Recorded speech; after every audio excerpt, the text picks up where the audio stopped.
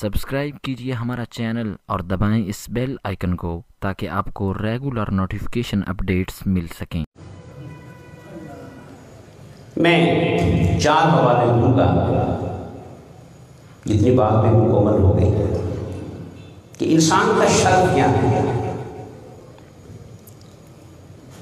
پہلی بات تو یہ کہ اللہ پاک نے انسان کو اپنے دونوں ہاتھوں سے بنایا، یہ پہلا شرف ہے۔ وہ جو مٹی سے پتلا بنایا، کس سے؟ مٹی سے۔ تو کن کہہ کے نہیں بنایا، بلکہ اپنے ہاتھوں سے بنایا۔ یہ بھی نہیں کہا کہ اپنے ہاتھ سے، فرمایا اپنے دونوں ہاتھوں سے، اپنے دونوں ہاتھ۔ یہ دونوں ہاتھ اس نے اس لیے کہے کہ ہمارے دو ہوتے ہیں، کیونکہ ہمیں بات سمجھانا نہیں، تو مولا ہمارے لیول پہ آئے کہ جب تم پورا زور لگاتے ہو نا تو دونوں ہاتھ استعمال کرتے ہو نا، تو میں نے بھی انسان کو بناتے ہوئے اپنی پوری شان اور قدرت کا مظاہرہ کرتے ہوئے میں نے بھی دونوں ہاتھوں سے بنایا ہے۔ اب ظاہر ہے کہ اس کے دونوں ہاتھ جو ہیں حقیقت میں تو وہ ہے معلوم ہے۔ تو یہ پہلا شرط ملا کہ انسان کو دونوں۔ اگلا شرط کیا ہے کہ وَنَفَخْتُ فِيهِ مِن رُوحِي، کہ جب انسان کے اندر میں نے جان ڈالنا چاہیے نا، تو میں نے اپنی روح میں سے، اپنی اس میں پھونک دیا، میں نے اپنی روح میں سے اس میں پھونک دیا تو یہ زندہ ہو گیا۔ تو مولا نے فرمایا جو زندہ ہے، باشعور ہے، سانس لے رہا ہے، چل پھر رہا ہے، تو یہ روح بھی میری روح میں سے آئی ہے۔ صرف یہ نہیں کہا کہ اس میں روح ہوگی، اپنی روح میں یہ جو اضافت ہے یہ اشارہ کر رہی ہے عظمت انسانیت کی طرف۔ اور تیسرا شرف اللہ پاک نے کیا دیا؟ پہلا یہ دیا کہ انسان کو بنایا، اور دوسرا شرف یہ دیا کہ روح پھونکی اپنی۔ تیسرا شرف مولا فرماتا ہے کہ هو الذی یصورکم فی الارحام کیف یشاء۔ مولا فرماتا ہے کہ میں جو تمہاری شکلیں بناتا ہوں، تمہاری وہ بنایا تھا پتلا، وہ تو پہلے انسان کا پتلا تھا نا، پھر اس سے آگے نسل بڑھنا شروع ہو گئی۔ اب مولا فرماتا ہے کہ میں پیچھے نہیں ہٹا، وہ جو پہلا پتلا تھا وہ بھی میں نے دونوں، پھر روح بھی۔ اب میں ہر شخص کا چہرہ، ہر شخص کا اس کی ماں کے رحم میں خود بناتا ہوں۔ یہ اس نے تیسرا شرف عطا فرمایا۔ وَالَّذِي يُصَوِّرُكُمْ فِي الْأَرْحَامِ، یہاں جو بات قابل غور ہے کہ وہ یہ بھی فرما سکتا تھا کہ میں تمہاری شکلیں بناتا ہوں، مگر کہاں بناتا ہوں اس کا بھی ذکر کیا۔ کہاں بناتا ہوں؟ فی الارحام، رحم مادر میں، رحم مادر میں تمہاری تصویر کوئی اور نہیں بناتا۔ مولا فرماتا ہے میں خود بناتا ہوں، لا الہ الا اللہ، اس کے سوا اور کوئی نہیں بنانے کو۔ ساتھ میں یہ بھی کہہ دیا اور میں خالق ہوں، حکمت والا ہوں۔ کیا ہوں؟ یہاں پہ حکیم پتہ کیوں کہا مولا نے کہ کسی کو بد شکل دیکھ کرنا تو نفرت نہ کرنا، وہ بھی میں نے بنائی، وہ بھی۔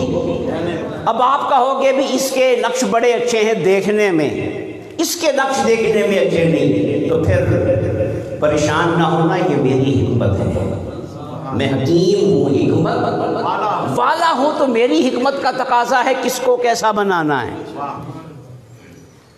تو نقش بے شک کسی کے اچھے نہیں ہوں گے، مگر اس کے پیچھے جو میری حکمت ہے نا وہ تو اچھی ہے نا، وہ تو اعلیٰ ہے، وہ تو بے مثال ہے۔ تو اس کے ظاہری نقوش نہیں دیکھنے، اسے بنانے میں جو میری حکمت کو دیکھنا ہے کہ بنانے والا کتنا بڑا حکیم ہے۔ تو اس نے جیسا بنایا اس سوچ کے بنایا۔ دوستان محترم، یہاں میں ایک بات کر کے پھر آگے چلتا ہوں۔ مولا نے فرمایا کہ میں وہ ہوں جو تمہاری تصویریں بناتا ہوں، رحمی۔ اب دیکھیں سب سے اعلیٰ مخلوق کون ہے؟ اور سب سے اعلیٰ خالق اللہ ہے۔ وہ بنانے میں سب سے اعلیٰ اور یہ بننے میں سب سے اعلیٰ، اور وہ جو سب سے اعلیٰ ہے وہ سب سے اعلیٰ کی شکل کہاں بناتا ہے؟ رحم میں۔ تو مجھے بتائیں کہ جس رحم مادر میں کائنات کا خدا سب سے بہترین مخلوق کی شکل خود بنا رہا ہے، وہ رحم کتنا مقدس ہو۔ مولا نے ذکر ایسے نہیں کر دیا، بات سمجھ میں آئی؟ سر سے لے کے پاؤں تک انسان کے پورے وجود میں کوئی عضو بھی حقیر نہیں ہے، بات سمجھ نہیں، کوئی عضو بھی حقیر نہیں، کیونکہ بنایا کس نے؟ اللہ نے بنایا۔ ہماری گندی سوچیں ہوتی ہیں، گندی طبیعت ہوتی ہیں، طبیعتیں ہوتی ہیں، گندے مزاج ہوتے ہیں جس سے ہم کسی کو حقیر بنا دیتے ہیں۔ مولا کی بنائی ہوئی کوئی شے بھی حقیر نہیں، اور خاص طور پہ جو انسان کے وجود میں ہو۔ تو جس رحم مادر میں حضرت انسان کی تصویر بناتا ہے کون؟ تو وہ رحم مقدس ہوگا۔ اسی لیے اللہ نے وہاں پہ پہرا لگا دیا۔ یہ بات سمجھ رہے ہیں؟ کیا لگا دیا؟ زنا کیوں حرام ہے؟ کہ اس زنا کے عمل کے ذریعے اس رحم مادر کا تقدس پامال ہوتا ہے، اس رحم مادر کا، کہ جس عضو کو میں نے انسان کی تخلیق کے لیے بنایا ہے تو اسے اپنی حوث کے لیے استعمال کر رہا ہے۔ اس لیے زنا کو حرام کیا، کبیرہ گناہوں میں سر فہرست رکھا، اور آقا نے تو یہاں تک فرما دیا کہ جب بندہ زنا کر رہا ہوتا ہے نا اس کے سینے میں ایمان ہوتا ہی نہیں، ایمان سینے سے نکل جاتا ہے، اوپر معلق ہو جاتا ہے، ہاں، یعنی ایمان اس سینے میں رہنا ہی نہیں چاہتا جو رحم مادر تقدس کو عمل کرے۔ اور اس عمل کا مطلب تو سمجھ میں آ گئی بات۔ 3 شرف اللہ پاک نے عطا فرمائے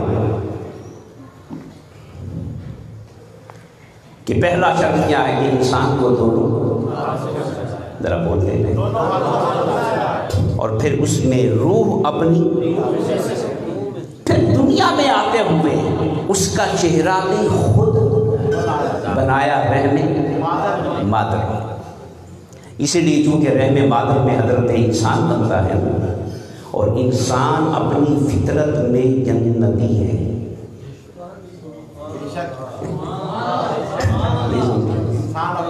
انسان اپنی فطرت میں بھی، ہم پاکستان میں رہتے ہیں نا کہ کسی بھی ملک میں چلے جائیں وہاں کی شریعت مل جائے، مگر دنیا میں پہچانے کی کس سے؟ ٹھیک ہے نا؟ تو انسان بھی اپنی فطرت میں کیا ہے؟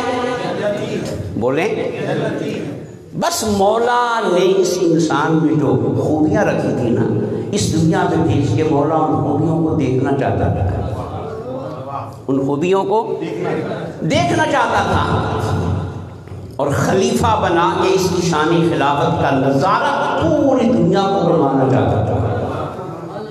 ورنہ انسان اپنی فطرت میں کیا ہے؟